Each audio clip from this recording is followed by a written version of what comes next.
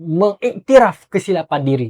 Itu kepentingan manusia itu dalam dia menanggapi dosanya itu. Yang terpentingnya baginya adalah dia mengiktiraf dosa dia. Rasa sedar diri bersalah. Sebab tu Nabi SAW mengatakan, Innal abda idza tarafa bi dhanbihi summa taba Allahu ilaih. Seseorang hamba itu bila mana dia sedar, iktiraf dosa dia, dia rasa bersalah dan dia bertaubat, Allah akan terima taubat dia.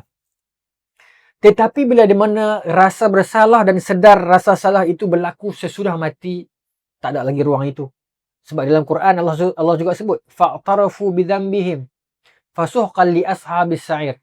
Mereka sedar diri, rasa bersalah, iktiraf kesilapan mereka, tetapi mereka dihumban ke dalam neraka sebab dia dah terlewat. Ini adalah bacaan yang sangat sesuai dibaca oleh setiap peringkat umur yang diuji oleh ujian derita, sakit, kecewa, ditinggalkan ataupun ujian kegembiraan, kebahagiaan yang kekal yang disangkanya. Ini adalah jawapan pengubat derita anda, peneman setia anda. Apa-apa pun kita harus tentang hidup boleh dapatkan dekat link di bawah.